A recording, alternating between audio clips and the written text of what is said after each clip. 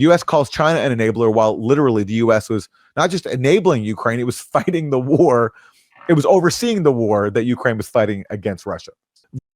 So recently, Aaron Maté went on Jimmy Dore's podcast to talk about the latest attempt at escalation of the war with Russia on the part of Ukraine. And where do you guys get a load of this one? This one would have been ingenious and playing Trump's ego off on himself if it wasn't so poorly executed by Zelensky. Aaron Maté is great. Let's see what he has to tell Jimmy Dore about this. Let's watch and let's react. Volodymyr Zelensky having a hard time keeping the proxy war going, with Trump increasingly talking about peace with Russia. So what is he doing to keep Trump on board and to keep this war going? Well, here's the latest allegation coming out of Ukraine's government. Ukraine says more than 150 Chinese mercenaries are fighting for Russia in Ukraine.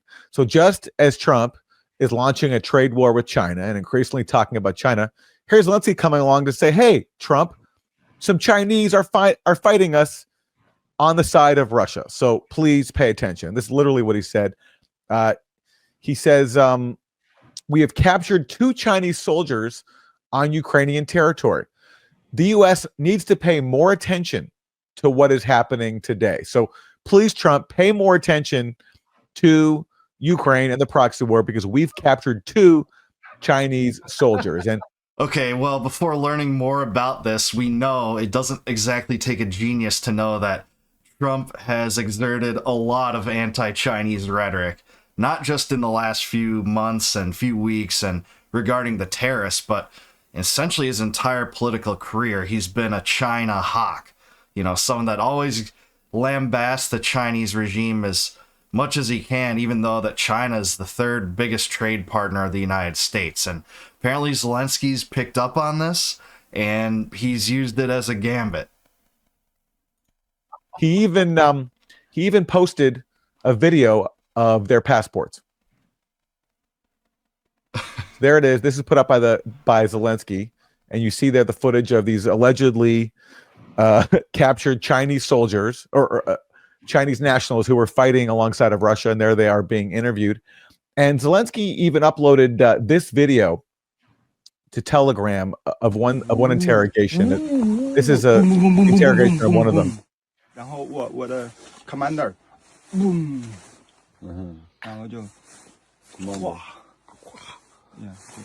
Okay, so that's put up by Zelensky. He really wants Trump to know that he caught 2 Chinese guys allegedly fighting on behalf of Russia.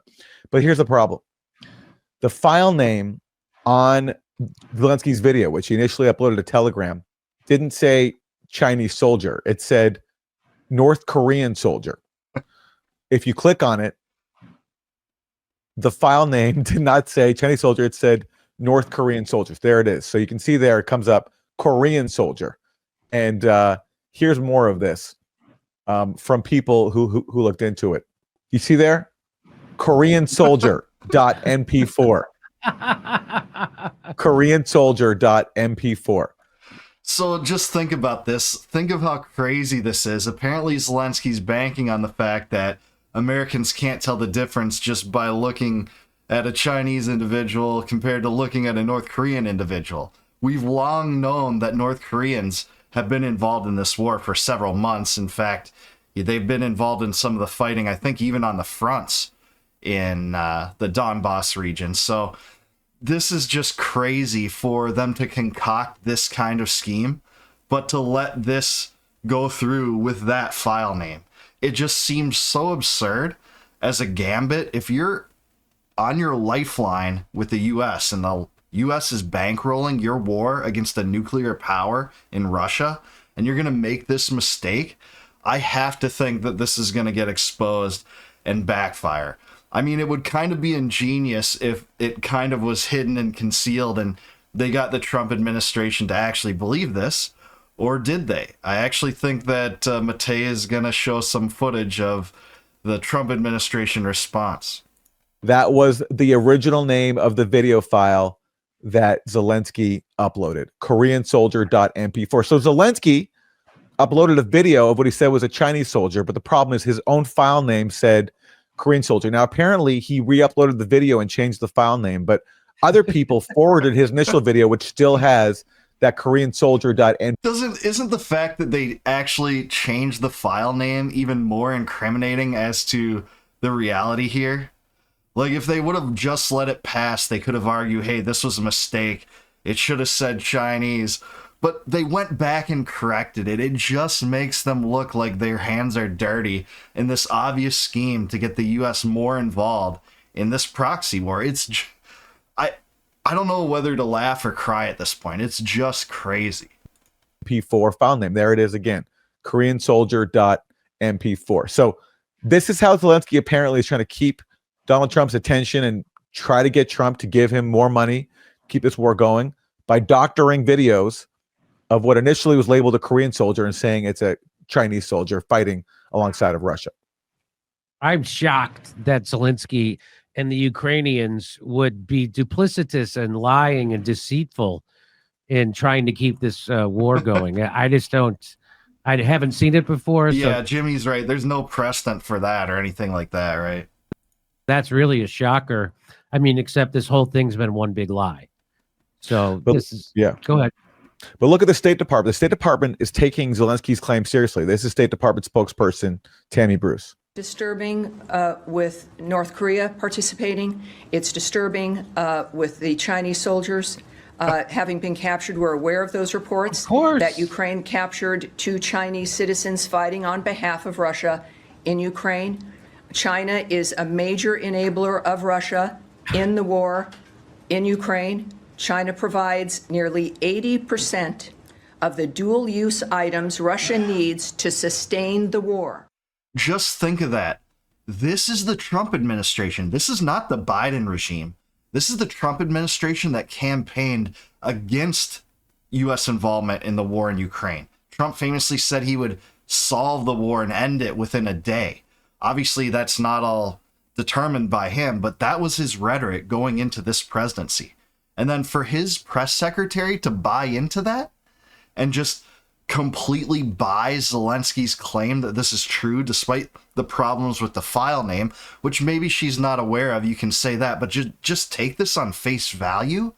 When Trump clearly has animosity towards Zelensky for how he behaved in the Oval Office, or at least it seemed like that, for this to be the Trump administration response is just crazy. I can't believe that she would be out there in the public in front of journalists buying into this just on face value.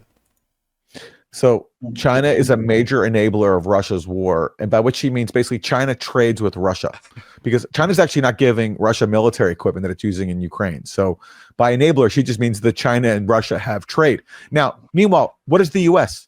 Is the U.S. a major enabler of the proxy war when literally, and we covered this on the show, Jimmy, a few days ago, there was just a New York Times front page story about how the U.S. ran the Ukraine war from a base in Germany, that U.S. commanders were basically making the battle plans and then telling Ukraine what targets to hit. And of course, giving them all the weaponry to do it. So U.S. calls China an enabler, while literally the U.S. was not just enabling Ukraine, it was fighting the war. It was overseeing the war that Ukraine was fighting against Russia. And that article is totally wild, too. It really exposes the extent to which the U.S. has been driving this war the entire time. And it's in the New York Times. Like, that's the craziest thing about this. This is not some, like, populist right-wing publication or some libertarian or dissident or anti-war publication. This is the New York Times doing a story on this and admitting this. So this is just 100% corrupt. When I tell people that the government, the United States, is not regular corrupt, they're 100% corrupt. And that's exactly what this is. Your own State Department is working against you, and they're working at the behest of the military-industrial complex, which is working against the United States citizens. This is to drain the U.S. Treasury of money, an upward transfer of wealth from the U.S. Treasury, the U.S. taxpayer, to the military-industrial complex and the international security state. And these wars are not meant to be won. They're meant to be ongoing, as Julian Assange taught us. And that's exactly what we're in. The entire apparatus of our government is working against us. And so, which is why we're at an end stage republic right now. And when Trump came in and he was going to do some radical things like Doge and get rid of USAID and the NED and cut the Pentagon in half, that was it looked like, and when I had Steve Bannon on, that we were in dire straits and they're going to take some drastic measures to save our republic. Well, they've abandoned it. Yeah, I think Jimmy is right on here. This story is just so insane on so many levels, but it really highlights the extent to which Zelensky's a Machiavellian. He's trying to extend this war, even though it's basically lost from a territorial standpoint if you're Ukrainian. There's no way Russia's going to retreat from the territory it already occupies, which is most of the Donbass region, and Crimea has never really been on the table. He could have probably preserved that territory had he agreed to a peace with Russia in Istanbul in the early months of this war. But of course, we know how that turned out. It didn't work. So it really shows that Zelensky went out on a total limb here on this gambit, on this risk to try to appeal to Trump's anti-Chinese sensibilities and keep this war going. I mean, it doesn't even seem like he has to, because Trump re-enabled the support to Ukraine anyways in hopes that they could get this ceasefire deal done, which they couldn't. It was never going to work because Russia's demands have always been the same for a ceasefire that they have for a peace. So this is just lunacy. In so many ways, the right is just as moronic about China as the left is about Russia, and the saber rattling with China on the right is just crazy. And I guess Zelensky thinks this is the angle that he can use to gain even more support for his war. But until the U.S. ends its aid militarily and financially and otherwise, and intelligence services, there's probably not going to be a peace there. So that's where we're at. But I do want to hear from you guys. Let me know in the comments below. Do you agree with Aaron Maté about the reasons behind this ploy? What do you think about Zelensky's latest tactic? And do you think a peace will come to Ukraine anytime soon? Let me know in the comments below. And until I see you guys next time, no more war, no more debt, no more inflation, and no more empire. Take it easy, guys. Peace out.